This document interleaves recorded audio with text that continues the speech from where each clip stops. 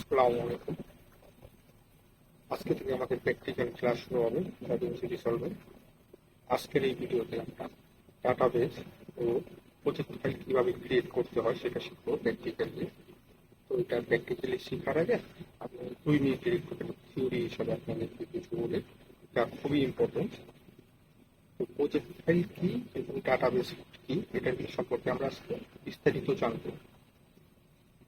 প্রতিটি ভিডিও শুরু করার আগে আমাদেরকে প্রজেক্ট ফাইল এবং ডাটাবেস বানিয়ে নিতে হয় বা অ্যারেঞ্জ করে নিতে হয়।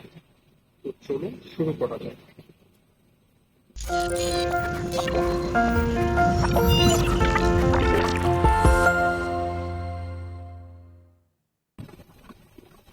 দাভিঞ্চি রিসলভে হলো একটি খুবই হাই এবং খুবই ভারী একটি সফটওয়্যার।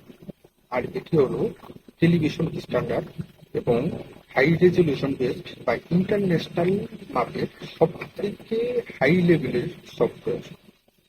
তো এই যে দাভিঞ্চি রিসলভ, এটাতে 2 ধরনের কম্পোনেন্ট থাকে। একটি হলো ডাটাবেস এবং দ্বিতীয়টি হলো দ্য প্রজেক্ট ফাইল। প্রজেক্ট ফাইলের আন্ডারে যে বিষয়গুলো থাকে সেটি হলো আমরা কোনো একটা কাজ শুরু করার আগে আমাদের নতুন প্রজেক্ট তৈরি করে নিতে হয়। এই প্রজেক্টের আন্ডারে আপনার ভিডিওটা থাকবে ভিতরে। এই ভিডিওর সাথে থাকবে আপনার অডিও, ব্যাকগ্রাউন্ড অডিও অথবা আইকন বা বিভিন্ন ধরনের এলিমেন্টস, মানে একটা ভিডিওতে আপনার যা যা প্রয়োজন সবকিছু এই প্রজেক্টের আন্ডারে থাকবে। আর এই প্রজেক্টটা থাকে একটি ডাটাবেসের আন্ডারে। এই ডাটাবেস এর আন্ডারে অনেকগুলো প্রজেক্ট থাকতে পারে। নর্মালি ধরুন যে আপনি এপিসোড তৈরি করবেন, যে সরি একটা নাটক তৈরি করবেন, সেই নাটকের 10টা এপিসোড আছে। তো সেই নাটকের নাম ধরুন একটা বেশি এবিসিডি। এই এবিসিডির আন্ডারে ভেতরে থাকবে 10টা প্রজেক্ট, প্রজেক্ট 1, প্রজেক্ট 2 বা এপিসোড 1, এপিসোড 2। এই এই ডাটাবেসের কাজ হলো আপনার মিডিয়া ফাইলকে স্মুথলি কাজ করতে সাহায্য করা। তো চলুন আমরা প্র্যাকটিক্যালি এই বিষয়গুলো এখন দেখি, সফটওয়্যারে চলে যাই। সফটওয়্যারটি ওপেন করার সাথে সাথেই এরকম একটা ইন্টারফেস আমাদের সামনে আসবে, যেটার সামনেই লেখা থাকবে আনটাইটেল প্রজেক্ট। ফার্স্টের যে থাম্বনেলটি আনটাইটেল প্রজেক্ট, এবং নিচে দেখতে পাচ্ছেন দেওয়া আছে নিউ প্রজেক্ট। এই নিউ প্রজেক্টে ক্লিক করার পর আপনাকে আপনার প্রজেক্টের নেম দিয়ে শুরু করতে হবে।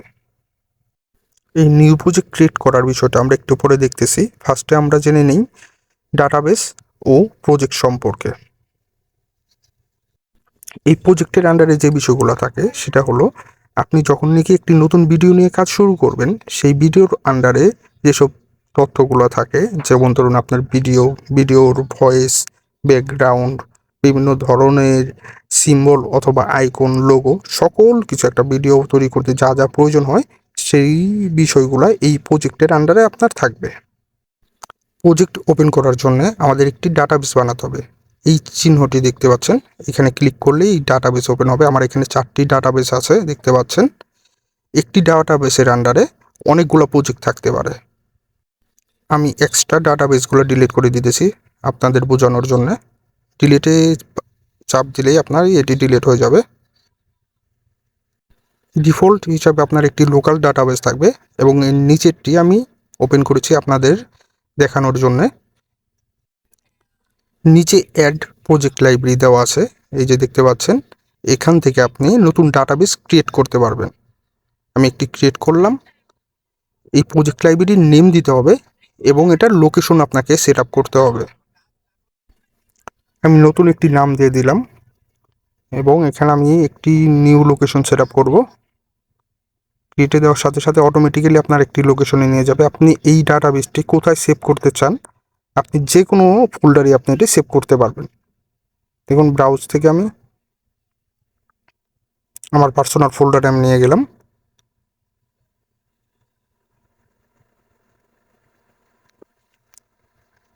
এখানে একটি নিউ ডাটাবেস ক্রিয়েট হয়ে যাবে। এখন দেখুন নতুন ডাটাবেস আসে পড়ছে। এখান থেকে আপনি ডিটেলে দেখতে পারবেন যে আপনার ডাটাবেসটি কোথায় আছে।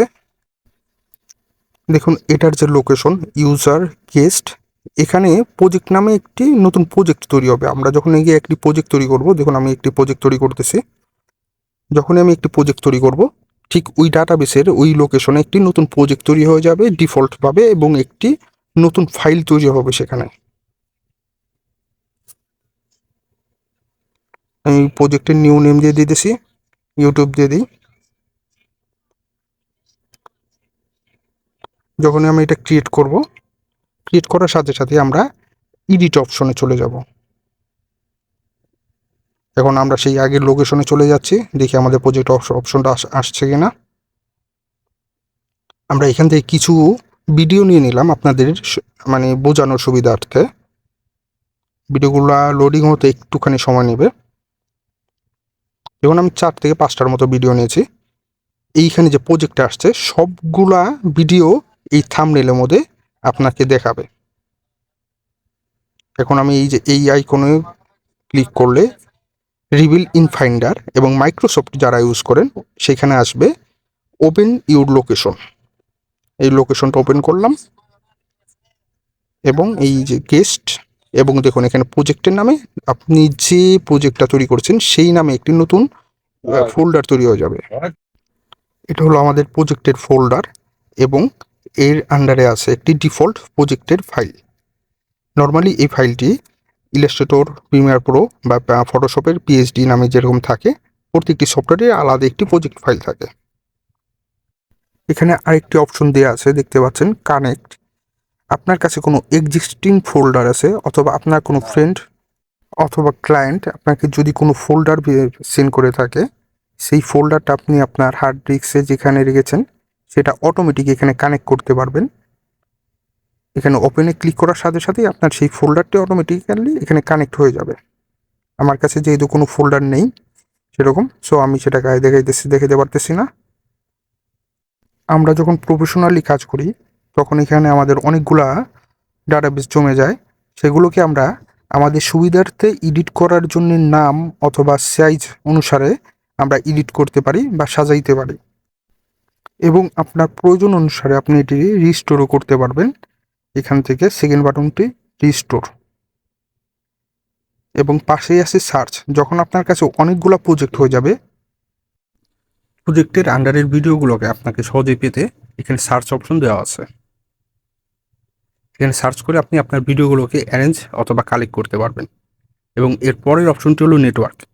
এই নেটওয়ার্কের কাজ হলো আপনারা যখন যদি কোনো অফিসে বা একসাথে 10 আর 12 জন কাজ করেন, তখন একটি সুইচের আন্ডারে কাজ করবেন। সেই সুইচের মাধ্যমে এই নেটওয়ার্ক কানেক্ট হবে এবং এই একই নেটওয়ার্কে আপনি যে কাজটি করতেছেন সেম টু সেম এই জায়গাতেই অন্য সবাই কানেক্ট হতে পারবে।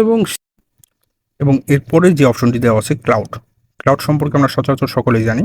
এখানে আপনাকে দাভিঞ্চি রিসলভ বা ব্ল্যাক ম্যাজিকের আন্ডারে একটি সার্ভার ক্রিয়েট করতে হবে, যার মাধ্যমে আপনি পৃথিবীর যে কোনো জায়গায় আপনার ভিডিওটি শেয়ার করতে পারবেন এডিটের মাধ্যমে, শেয়ারের মাধ্যমে। এখানে আরেকটি গুরুত্বপূর্ণ অপশন দেওয়া আছে। এখানে যে ইনফো আইকনটি দেখতে পাচ্ছেন, এই ইনফো আইকনে ক্লিক করলেই আপনি দেখতে পারবেন যে ব্যাকআপ। আপনার যে কোনো প্রজেক্ট বা ডাটাবেস আপনি এখান থেকে ব্যাকআপ করে রাখতে পারবেন, এবং এখান থেকে আপনি এই যে ডাটাবেসটি আছে এই ডাটাবেসটি কোন ফোল্ডারে সেভ করা আছে সেটা আপনি সার্চ করে নিতে পারবেন।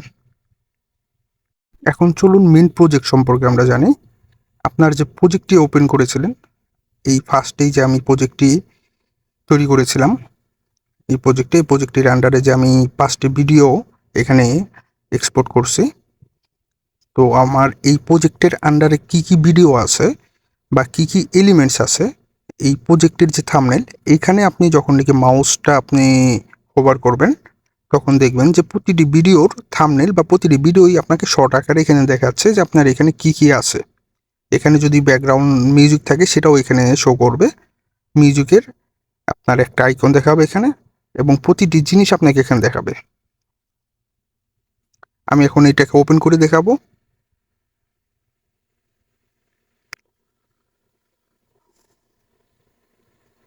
দেখুন, এটা হলো আমাদের মেইন ইন্টারফেস। যখনই আমি একটা প্রজেক্ট ওপেন করব তখনই এই যে আপনার প্রজেক্টটা সেটা এডিট আইকনে চলে যাবে। এখানে আপনার 6টা অ্যাপস আছে। ডিফারেন্ট 6টা অ্যাপস এই দা ভিঞ্চি রিসলভের আন্ডারে। সর্বপ্রথমে যেটি আছে মিডিয়া। এখন এটি হলো আপনার কাট পেজ। আপনি যখন এই প্রজেক্ট ওপেন করবেন কাট পেজে চলে যাবেন। তারপরেই হলো এডিট। এডিটের পরে এই অপশনটি হলো আপনার ফিউশন। এখানে লেয়ার হিসেবে কাজ করে। তারপরে কালার গ্রেডিং, মিউজিক এবং আপনার সেভ করার জন্য এক্সপোর্ট, ডেলিভার। দাভিঞ্চিতে আপনাকে খুবই সহজভাবে ইন্টারফেসটি তৈরি করা হয়েছে। প্রতিটি অপশন আপনি আপনি যখন কাজ করবেন আপনার অটোমেটিক্যালি আপনার ব্রেনের মধ্যে এই জিনিসগুলা ঢুকে যাবে যে কোন অপশনটা কোন কাজের জন্য। আমরা প্রতিটি অপশন বা এখানে যে সফটওয়্যারগুলো দেখাচ্ছে নিচের যে 6টি আইকন, এই 6টি আইকন আমরা ডিটেইলে শিখবো। প্রতিটি আইকনের জন্য আমরা 2টা অথবা 3টা করে ক্লাস রাখবো। তো আজকের ভিডিওটি আমাদের এখানেই শেষ। নেক্সট ভিডিও থেকে শুরু হবে আমাদের প্র্যাকটিক্যালি এডিটিংয়ের কাজ। এডিটিংয়ের এখানে আর থিওরিটিক্যাল কোনো কিছু নাই।